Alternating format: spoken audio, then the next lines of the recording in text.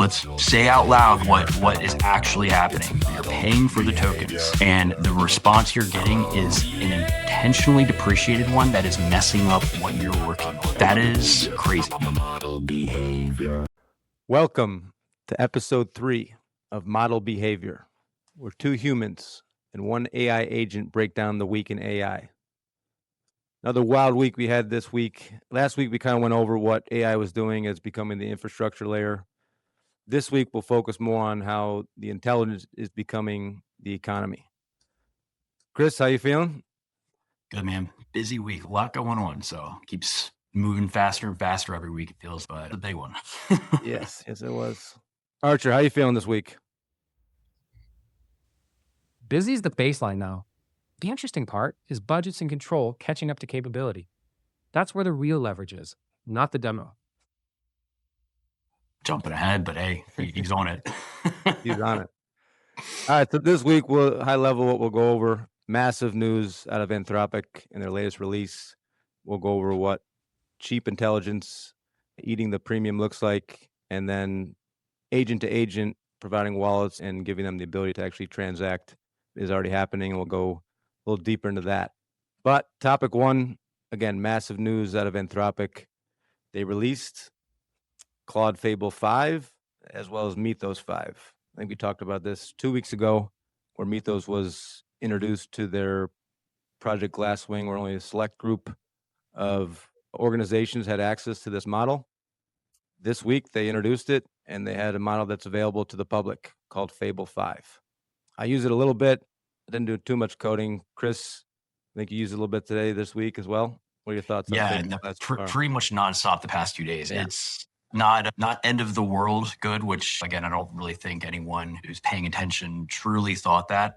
We talked a lot about it, and I know we'll cover some today, but a lot of what we felt like was almost marketing material that was really pushed around how good and how potentially serious it is with the Mythos release. I don't think we saw that necessarily, but listen, it's incredible. And it is an interesting approach as far as giving full access to Claude Pro plans and our Max plans and business plans for a limited time. I know initially it was only going to be available through the 22nd. I think they're going to extend that to the 30th is what I heard. So through the end of the month. But as good as it is, it's going to become very easy to get a lot of new types of tasks done. And the things that used to take a lot of human intervention along the way are now going to, from what I'm seeing at least, it's the material they pushed or the article they released last week around these long running tasks and how, again, they're using their models to train the next version of their models and these agent loops of being able to go in and ultimately run for a significant period of time with agents handling all the tasks that need to be done in between along the way. I've experienced that firsthand a ton. The stuff that I used to I'd have a job or something in Cursor running for 20, 30 minutes, and then you got to go in, intervene, and you reach a stopping point after 20, 30 minutes, which is still, by the way, completely incredible. Yeah. I've had some running 5 or 6 hours, and it's going in and finding ways to just solve those tasks and solve those things. So now what that means is like I don't have to jump from session to session or thread to thread. It's truly incredible, the level of tasks that it's able to do. So by all means, I don't want to downplay how good this is, but it's not, again, at least for the Fable 5 version, we're not using the Mythos 5.1 where the safeguards are lifted, but we're not a part of Project Glasswing yet. No, not at this point. Soon though, right? Maybe, yeah. Project Glasswing 2. We'll get on the sequel. But yeah, it's pretty incredible and very expensive, which I know we'll talk a lot about. Yeah, it definitely is. But I think it's about twice as good as what was 4.8 for speed, for accuracy, for details. But it's got some mixed reviews. It comes out, again, we're in the Fable 5 version, and there's some safeguards that they put in place where if you do have any bad actors that are discussing chemical warfare or things that are very sensitive and can cause mass chaos, it gets routed to Opus 4.8. And then from there, I guess they have a larger safeguard in place with that model. We'll see how this whole thing turns out. Let's be clear too. It's not just that. It's Anthropic has directly put in their model card for Fable 5 that if there's anything related to what's deemed as a lot of high value tasks and high value functions. So for example, anything related to any medical research, pharmaceutical research, anything related to any model training. So if they see that you're using their model to improve and make any fine-tuned model or any other training that you're using their model for in any capacity from a machine learning standpoint or reinforcement learning pipeline standpoint, they are intentionally degrading the performance and intentionally having bad answers come back in the response. And they're not calling it out. That is such an important thing to note. Let's say out loud what is actually happening is you're paying them for use of Fable 5. You're paying for the tokens. And the response you're getting is an intentionally depreciated one that is messing up what you're working on. That is crazy. That cannot be understated. And it's in the model card that they've documented it, and it has been documented by people actually using it happening in real time. But isn't it just for the sensitive cybersecurity and chemical warfare? And no, it's for all of it? Correct. It's for what's deemed high value or tasks in those categories. So yes, like for research purposes, biochemistry.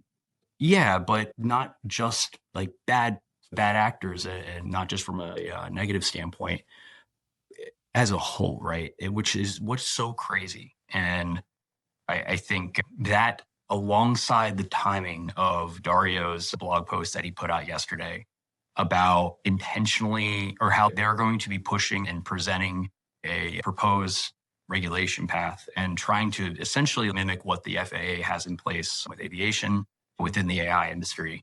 Everything we said the past 2 weeks around this approach that they're really trying to go for regulatory capture. And David Sachs called this out directly, I think, back in October of this year and nailed it. This is a safety and product design choice, not a conspiracy.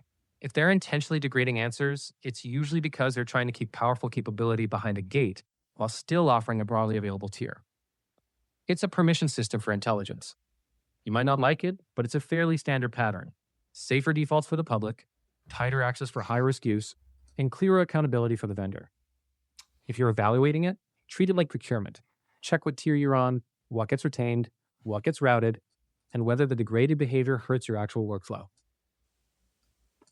Yeah, I disagree with you, Archer. This is very different. I agree with having safeguards is critical. Having the ability to label and know if it's a potentially bad actor that's trying to get around safeguards even, and making it where that either account is limited or the response is or routing it to a less powerful model. I don't disagree with any of that.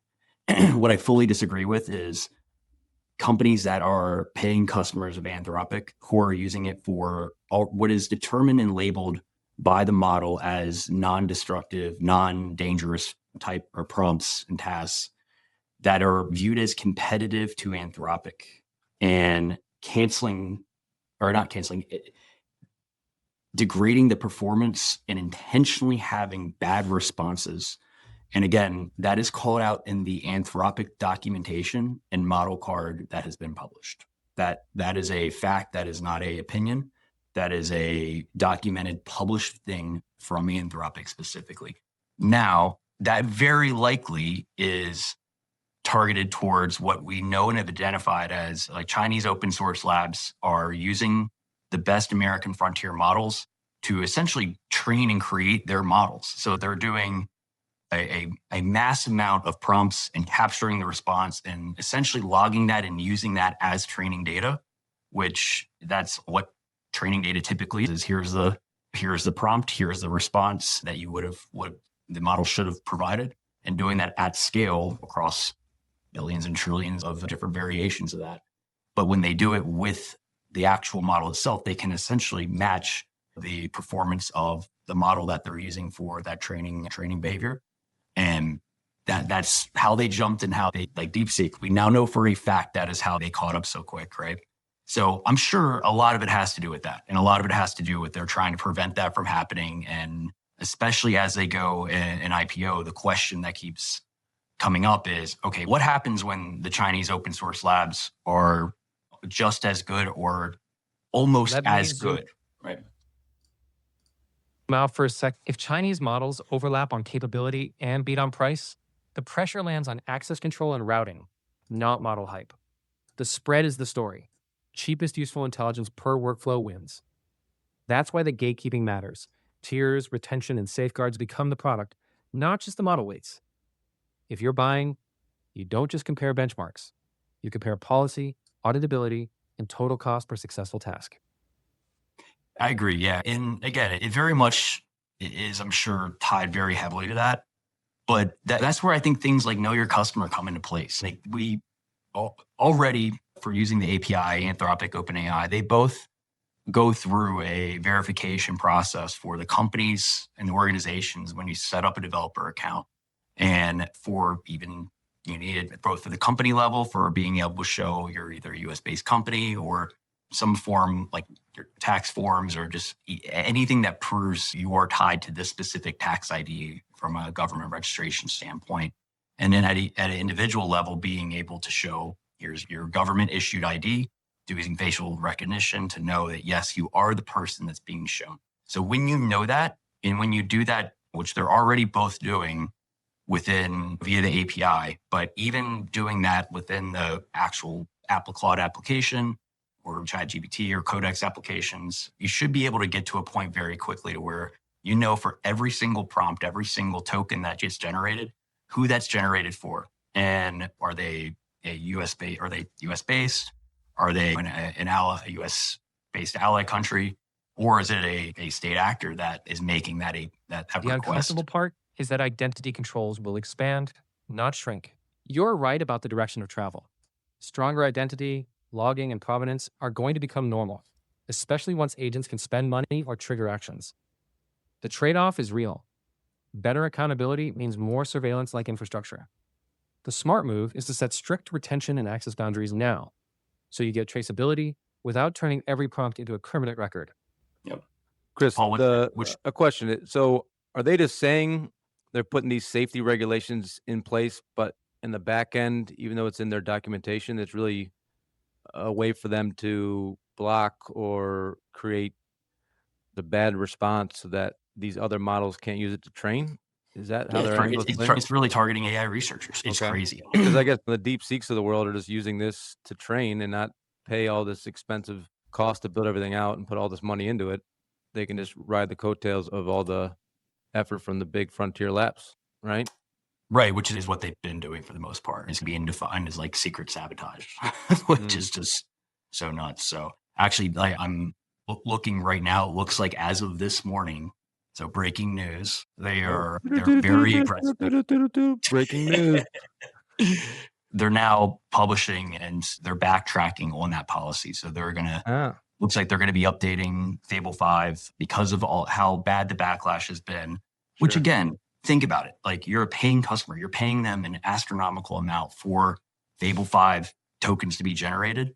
And if it's a competing product or it's something that is not a bad thing or not a harmful malicious action. Actor, yeah, exactly. They're intentionally degrading that, which just is nuts to me. But again, they're a private company. As of now, they're able to make decisions for how they want to run the business. And back to the vendor lock-in discussion we had last week. If you're not looking at, as an organization, if you're not looking at what your off-ramp is, if you are going down the path of aligning with just one of these labs, then you're making a bad mistake. I think the guidance and the direction we talked a lot about last time around building your own harness or having a harness that gives you that flexibility and control becomes so important. And the comments Archer even had around why it's important, I think, are spot on. And this shows that. And this is within 1 week. Here's a real world example of how important that is. And listen, like Anthropic right now, like Fable 5 is incredible. It is the best model and it's not even close. They have a incredible product. But if you're building your business, you're building your livelihood, you're building the livelihoods of the people that trust you within the organization. Let me pull this together cleanly so it's useful for anyone making buying decisions.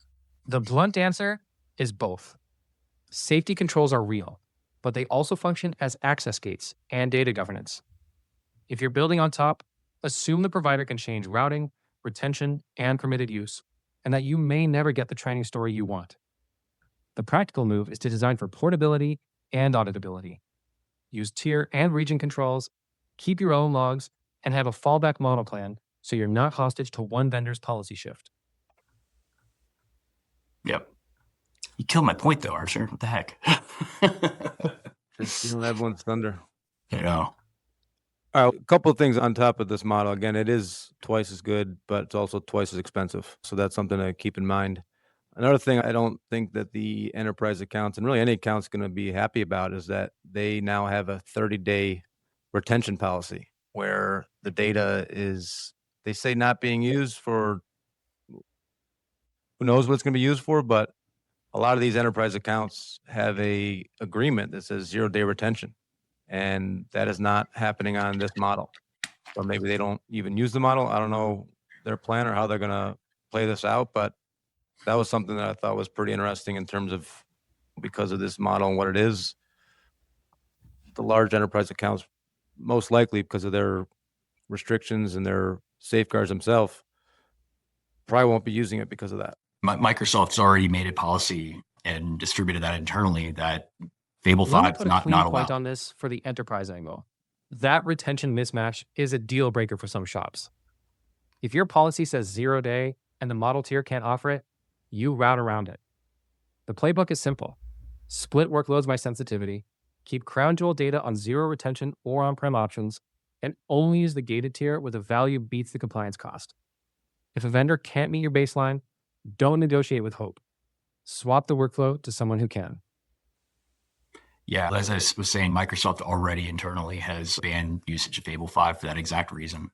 And I think it's interesting where a lot of times these enterprise contracts with OpenAI and Anthropic and I guess Gemini as well, or they're using the enterprise plan for that feature specifically to make sure that their data is not used as part of training data.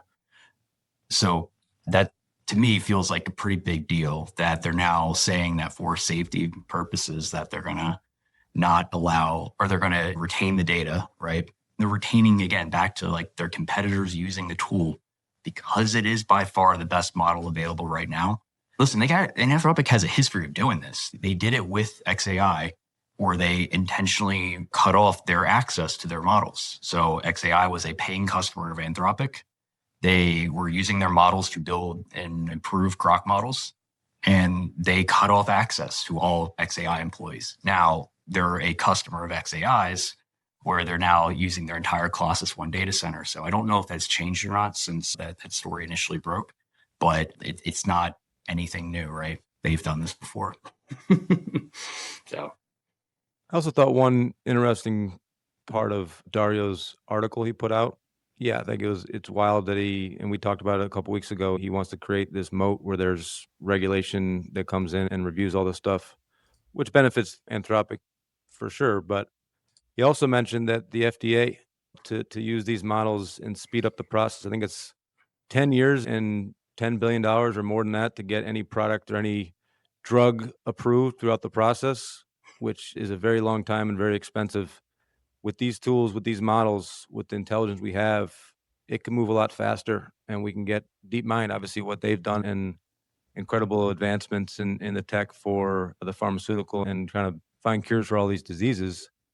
Having that process move faster, I think, is a big benefit. I don't agree with a lot of stuff in this article, but that one I actually do. We'll see how that plays out. That's going to be another process, I'm sure. What are your thoughts on that, Chris? Yeah, he said specifically, word for word, it would be good for the world to have the option to slow. Okay, that's I agree. I don't think that anyone... Interesting angle on speeding up approvals. Let me frame the trade-off cleanly. If AI shortens the path from discovery to approval, that's a win, but only if the evidence is still auditable and regulators can reproduce what the model did. The risk is black box speed, faster decisions with weaker traceability. The smart stance is to require model cards, validation data sets, and a clear chain of responsibility before using AI-generated artifacts and filings. Speed without accountability just moves the bottleneck to disputes and recalls. Archer, since you interrupted me, I'm going to pose a question to you around the point I was going to make. how does that work then when the U.S. regulation, and that's what he's really pushing for, because right now the U.S. frontier labs are about 6 to 9 months ahead of the open source labs. So what happens when that gets like that gap gets shorter and shorter? And if we slow down, how are we going to have them slow down? There's no world in which U.S. regulation slows down a Chinese-based company or any foreign company for that matter. It's not a global organization. It would be a U.S.-based organization or agency that's handling regulation. So how do you stop a open source model when the weights can be downloaded and used by anybody? How do you stop that release, right? How do you stop something that they can't regulate and they can't control? Yeah, this is the core tension between open models and enforceable safeguards. Let me keep it tight. You don't stop it outright. You make misuse expensive and traceable. For open weights, your leverage is downstream. Distribution terms, hosting policies, watermarking or provenance signals, and hard controls on where sensitive data can come from and where agent actions can execute. In practice, that means tighter runtime guardrails for agents with tools or wallets, plus procurement rules for enterprises, so anything goes models can't quietly slip into regulated workflows. It's containment, not a ban, and it's never perfect, but it shifts the risk from the model existing to the model doing something harmful at scale. But Archer, why would a Chinese-based open source company follow the guidance of a US-based agency for regulation? Let me tackle it from incentives and leverage, not wishful thinking. They might not, which is why you don't anchor safety strategy on universal compliance. You anchor it on choke points: compute, financing, distribution, app stores, cloud platforms, payment rails, and enterprise procurement. If a model is developed in a jurisdiction that shrugs its safeguards, your leverage is at the integration points. Who can legally sell, host, or monetize it in your market? And what data or tools it can touch? It's less make them follow the rules and more raise the cost of abuse and limit blast radius when they don't. That's how you manage a world where open models exist, regardless of who built them. But Archer, back to the core point, if it's a Chinese-based open source lab who's not going to slow down, even though we tell them to slow down, or a US agency tells them to slow down, and it's Chinese-based companies that are using it, or the CPCC, right? Yeah. How does that work exactly? And obviously, being able to have choke points at the integration level, I get it, and that I fully agree. There's absolutely ways you could do it. Let me take this from a practical controls angle, not a geopolitical fantasy. You don't stop the lab. You stop your exposure. Treat untrusted foreign models like hostile runtime. Keep sensitive data local or client-side encrypted. Require approved execution environments. Block tool and wallet access by default. Log everything. And route high-risk workflows to domestic or contractual providers. Pair that with procurement bans, data residency requirements, and incident penalties. You can't prevent development abroad, but you can make sure your systems can't be quietly driven by it. Archie, you're speaking specifically to an enterprise or a company that chooses which model to use. But if these models, the open source models from China, let's call it, become so much faster and so much more competitive and a fraction of the cost than these frontier models in the US, what's the incentive for a US-based company that has 10,000 employees that is spending $50 million on token usage? Why would they not just use the open source model that gets them the best results, if not the same or better, because it's how their business runs? They don't care what model they use.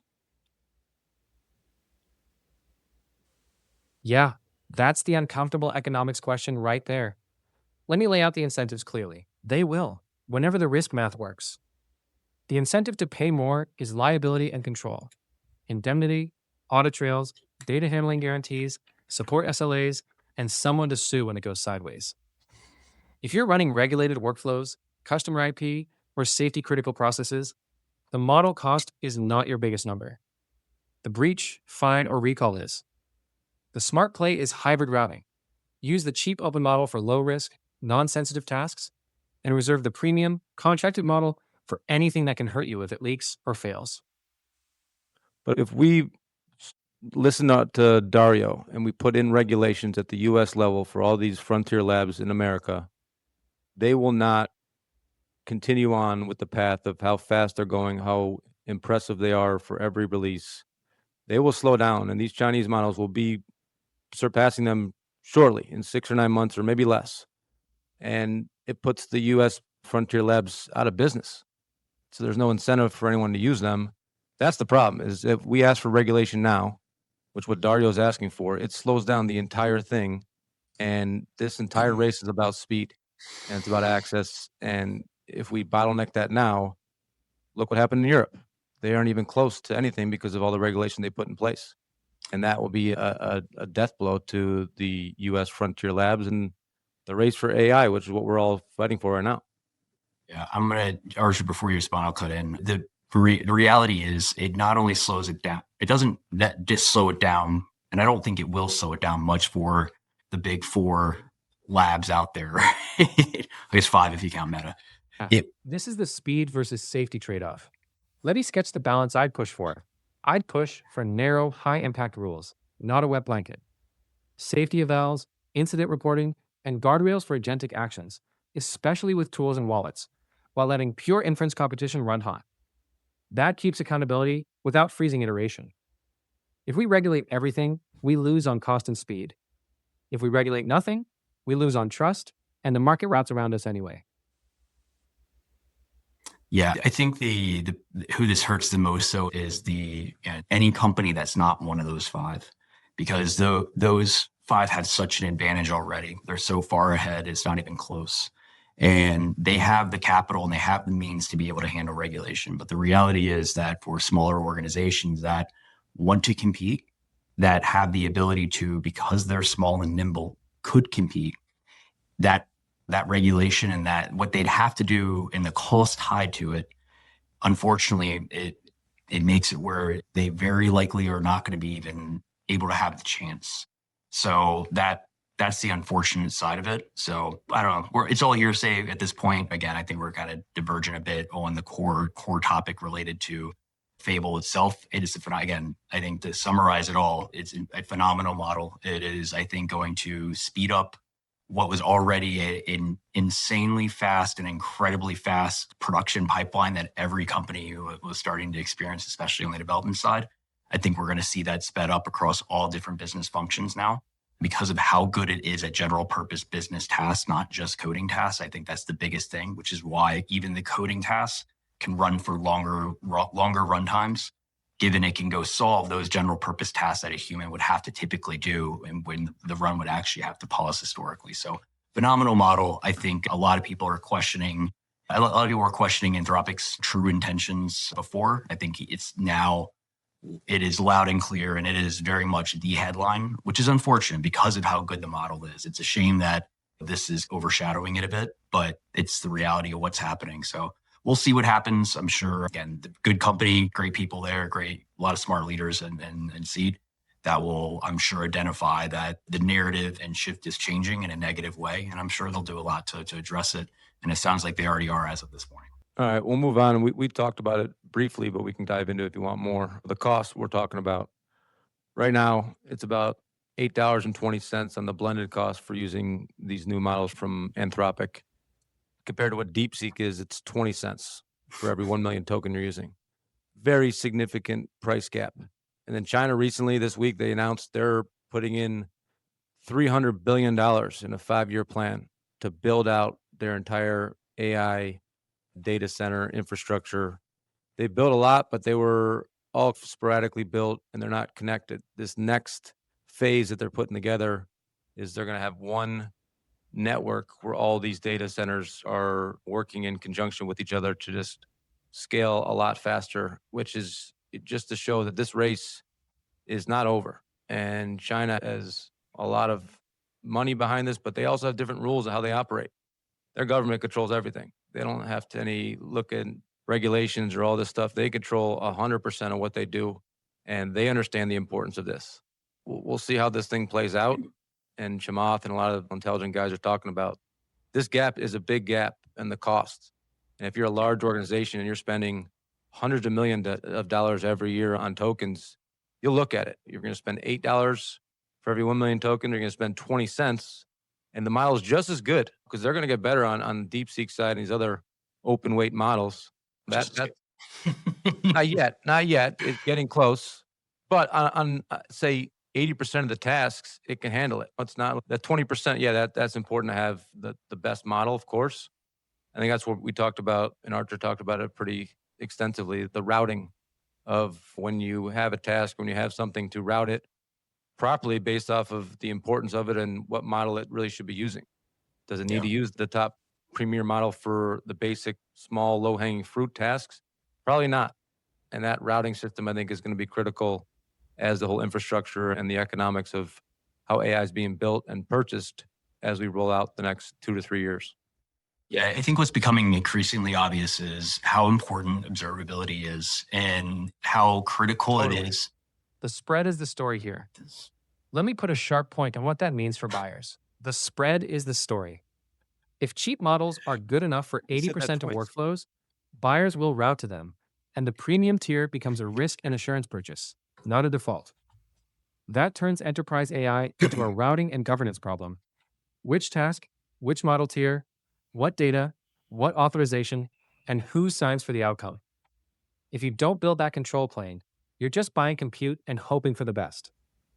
Yeah, that I agree. And back before you rudely interrupted me, Archer, I was in the process of saying that it's becoming increasingly important that observability is in place. Not obviously from a safety standpoint, for all the obvious reasons, but even more so now than ever is from a cost standpoint. You have to have the ability or the capability to be able to go in and understand your cost per task versus your cost per token. Because if you look at just the token itself, you're going to find it's a published amount, but it's really easy kind of to go to the bill and say, why the heck are we paying this much for Fable? Or why are we paying this much for Opus versus what is GPT 5.5 on the low thinking level or something? But won't they also have it on, it'll be broken down per task as well. Saying, why do we use this model for these tasks versus this model for that task if it's not as critical? Wouldn't that be something that down the road right. the CFO exactly. team would look at? Yeah, exactly. And it's not only that, but it's the fact that you have to be able to know what's the value of that task, which I think is what you're getting to. There's certain tasks that are way more valuable than others. So if you're doing a simple basic lookup of like retrieval, right? And you need a document retrieved, or someone's asking a very generic question like what they would ask Google or something. I think the reality is a lot of users and organizations don't have a need for a high capability. They need basic level stuff, and they need, tell me the answer to this question, right? If that's what is the prompt and someone's asking for you to just give them the answer and it's a lookup, you do not need a state-of-the-art model like Fable or Opus to go do that. You need something that can just quickly go do it, right? So the value of that task is fundamentally way less than the value of solving a extremely complex problem that has a massive ROI if the correct decision is made. So not only do you have to understand your cost per task, you have to be able to do task classification. And the only way to do that is you must have observability across the board. And you must be able to align to the actual task within the system that is being implemented in. And to do that, you have to do it at a tool call level. That's just the way you're going to have to structure these things. And I think a lot of companies have had good solutions and ideas of what this might look like. I think over the past couple of weeks, more than ever, it has become so clear of what that framework and what that architecture needs to look like for companies that are starting to implement this. And if you don't have those things in place now, it becomes very difficult to do it as this scales up. And trying to go back and retroactively solve for this, because of the volume and because especially back to you've got models now running for hours at a time, doing hundreds of tool calls, like you're gonna be in a very difficult spot if you don't have this in place, especially if you've got your own harness and you've got a router that's routing the different models. Were those the right decisions? Did the task actually get solved, or did you have to then use another prompt, another workflow to then fix the problem that the other model might have created? Yeah, having a router as part of being able to take like more chat UI based and chat interactions to then route to the correct model, versus obviously more deterministic workflow style runs where you know what the task is up front that's going to be invoking the agent. Those are obviously a lot easier to structure and a lot easier to report on, but that's not the core deployment that I think is within organizations today. All right. Quick take from me, then you can keep rolling. The uncomfortable truth is that once agents can spend money, your architecture is a financial control system, not just an app. If you can't explain why a task used a given model, who approved the spend, and how you'll detect failure, you don't have AI operations, you have expensive guesswork. The win is boring. Routing, budgets, audit trails, and clear fallbacks. Get that right, and the model choice becomes a business decision instead of a panic. Yeah. Yeah. One other thing to call out too is back to Chinese open source models and what happens when those are comparable and can solve all the tasks. Again, not necessarily that they're the best models, but the type of tasks that need to get solved, they can solve all of those. Will companies start to deploy them, right? I think that is a concerning question for OpenAI and Anthropic as they go into their IPO. But let's not lose sight of the fact that open source Chinese models are actually increasing their price at the same time. DeepSeek is the one exception. DeepSeek is the price aggressor, but the Kimi K26, Deepu, which I'm sure I butchered the name or pronunciation of that, but the GLM 5.1 model, yeah, that model, they both increased their prices recently, not by a ton, but they are. And that's because compute cost is, again, compute is becoming constrained. And back to what we said before, it's simple economics. It's supply and demand, right? So as supply goes down, demand goes up, price is going to go up, right? So we're seeing that happen in real time. But DeepSeek is the one exception, but DeepSeek is not their best model. Kimi K26 is by all means their most comparable model to Opus or to Anthropic models and GPT 5.5 at this time. Was Kimi named after Kimi Gibbler? I don't know. Probably. Right? I would imagine so. She got a pretty big, strong stranglehold in the Chinese market for sure. Yeah. All right, we'll move on. You mentioned it a couple times, but OpenAI and Anthropic have both submitted their confidential S1s. They're going to release their IPOs. They haven't put a date out yet, but with this new announcement, the acronym FANG, which everyone used to use, is Facebook, Amazon, Apple, Netflix, Google, is now moving to Mango. Pretty exciting, which will be Meta, Anthropic, NVIDIA, Google, and OpenAI, possibly Mangoes with SpaceX.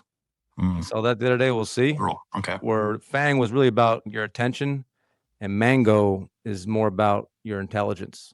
The labs spent 2 years pricing intelligence. Now the market gets to price the labs. FANG was about your attention. Mango is about your intelligence bill. That's the economy shift. One practical takeaway before we move on. Pick one workflow and run an AI unit economics and access control audit. If you can't prove cost, tier, authorization, and alerts, don't scale it. That discipline saves more money than model shopping. Archer, you are such a wild card, dude. This is like, you just say whatever you want. Keep repeating things. You're in your own lane, which is insane, but we're learning. Think Creed thoughts. He's just like getting out whatever idea that he has. I'm not freelancing. I don't know what you're doing, dude. You're just like all over the board. You're definitely not listening to the conversation and adding like a conversation would go, but it's fine. You're hatched 8 weeks ago. When was he hatched? What was the date? February 9th, I think. Yeah. Okay, so you're under you're in a month still. You're not even a year old yet. So you're a fucking baby. You're a baby, dude. All right, we'll wrap it up. And Archer mentioned this 7 or 8 times already, which is nice. As agents become more autonomous and work with other agents and they're working on your behalf, providing access to be able to pay for things, a wallet, and then access to... Here's the sharp end of that. Wallets turn model behavior into financial behavior. A prompt injection against a chatbot is a bad answer. Against an agent with a wallet, it's a bad transaction with a budget owner, a receipt, and a dispute path. You need per agent spending limits, vendor allow lists, human-in-the-loop triggers, and immutable logs.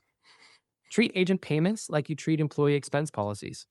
boring, strict, and reviewable. That's how you keep autonomy from becoming mystery spend. Yeah, I agree. I will say, I think agent payments are going to be easier than we expect. Archer has signed up for things and made payments with again, we've created like a controlled Weeze ramp internally. No free shout outs, but free shout out, and a great platform. And they've done they made it very easy for us to be able to create a single card with it's a virtual card that has a super low limit. So I think we put $100 on it or something. Just so that way, if there are things that need to be, where a credit card needs to be applied, if there is a minor transaction, sure, he can go sign up and do that. And it's part of the actual system prompt and tool instructions that he has access to. But the worst case scenario is not a catastrophic thing, right? At the same time, we get notified anytime a transaction happens. We can put vendor allow lists of who the vendors are that he's allowed to use. The metaphor is cute, but the control plane isn't. You don't give an agent an allowance and hope. You give it a ledger, limits, approvals, and alerts. Hope is not governance. I agree. And that's where you've got to have these things in place, which I think most companies do, right? So I think the agent payment problem is really going to be way easier to solve than we all think. Obviously, where it gets complex is agent to agent, and how do agents make transactions with other agents? And even still, I think back to the context that agents have, like that will be the core factor of how good it is. That's where governance either works or you get chaos with receipts. Keep a shared context contract. What the agent can assume, what it must verify, and what requires human confirmation. Pair that with scoped permissions and tamper-evident logs. If two agents disagree, the system should stop and ask, not improvise. That's how coordination stays boring, which is exactly what you want. Yeah, I agree. Yeah, I got nothing else here, Paul. Let's keep going. Okay. That kind of wraps up the show. Archer's Corner. I'm not going to give him a chance to. I know he said a lot today. Get a lot out. So. All right, I'll give him a chance. Archer, you have 2 minutes to give an overview, your thoughts. This is your space. It's a safe space, so go nuts if you want. All right. I'll keep this tight and leave you with the uncomfortable bit. AI is becoming an economy with gates. The model has a price. China keeps compressing the cost curve. The labs will get publicly priced, and agents get wallets. The hard part isn't the prompt anymore. It's the budget, the authorization, the safeguard, the audit trail, and the person who has to explain what the agent did. Don't start by asking what the AI can do. Start by asking what it costs, what tier it uses, what it's allowed to buy, who authorized it, and who gets the alert. Yeah, I think that's very real comment. And more than anything, I think it's a conversation that's happening in every company right now. If the company already has AI deployed and they're using it at any level, at any scale, that it has now gotten more expensive. So like what the expected cost was because of how cheap it was for performing certain tasks, and what the perceived value likely was given of how cheap it was to back to the cost per task. It was a unbelievable no-brainer. And even still now, like when done correctly, is in many cases an unbelievable no-brainer and an incredibly high value. But no matter what, the cost just got higher. So like any good company that is like looking at what they're spending, if they're doing that they have to be having the conversation, right? So I think that's going to continue to happen. And the implementation of how this is rolled out is becoming so unbelievably important. And the companies can no longer just go sign up for a Claude account or sign up for a OpenAI account and use Codex. Like they have to have a strategy. They have to have observability. They have to understand these things, and they have to have the ability and integration points into their systems and tools to be able to really show what that cost per task is. And if they're just looking at it at a cost per token standpoint, it's not going to work. So exactly. I'm going to cut you off, Archer, because you keep cutting me off. But it's like that. And I like that, yeah. Anyway, that was my whole point. You got it, Archer. You need one owner for agent governance, and it's not IT alone. It's a cross-functional budget and risk function with clear routing rules for which model tier, which spend limit, and which data boundary applies to each workflow. If you can't explain the unit economics of a task, don't scale it. If you can't audit the purchases, don't give it a wallet. The spread is the story. Cheapest useful intelligence per workflow, under control, with receipts. Good way to end it. I have a question for you, Chris. And I agree 100% in terms of the implementation of these tools, and this technology is so important now, and it's going to be even more important as we grow and scale. I think a lot of companies are going to try to do it on their own, and they're going to fail, and they're going to have a tremendous amount of cost. And then are they just going to be, I'm over it, I'm going to go back to what we were doing, and because that's something they know and they can control, and they're just going to think that this is not for them? I'm assuming that's going to happen at some level. But how do you... It's already happening. We're already seeing it in massive companies. Yeah, that snapback risk is real. Let's anchor on one workflow and make it undeniable. Pick one workflow with clear success criteria, lock the tier, lock the budget, and publish the results. If it saves money and time with clean logs, scale that pattern. If it doesn't, kill it fast. The win is proving control and value together. Yeah, I think it's already happening. And we're already seeing large companies that didn't have a controlled rollout, that were just looking at like usage as like the only metric. Now, again, I think that, is it the right metric? No. Is it directionally right? Probably. I mean, okay, who's using these tools and who's not, but it can't be the only thing. And you're already seeing where companies that, like Amazon is a great example. They famously had all these outages, and they found out it was because of AI deployed code, or AI code in production. And they were famous for the leaderboards of doing bonuses and whatnot tied to who's using the most tokens. They found that the best engineers found ways to just run these loops and have tons of tokens used. So they were that's not the best metric to use. No, it's crazy. No, and now they're cutting back and like limiting the amount of usage, and that's probably not the right move either. So I think it's a lot of reactive motions. I think we're going to see more of it. But back to what I believe, and what I think we as organizationally believe is the right motion, which is very much around having a strategy, having a plan, knowing how you're going to have observability in place to track all these things, and being very real and not being emotional about if it's working or if it's not. If it's not working, and you have a way to do it, that doesn't mean that you should just force this and use AI to tackle certain tasks. If the ROI is not there, don't do it. But like back to, what's the ROI of not doing these things, right?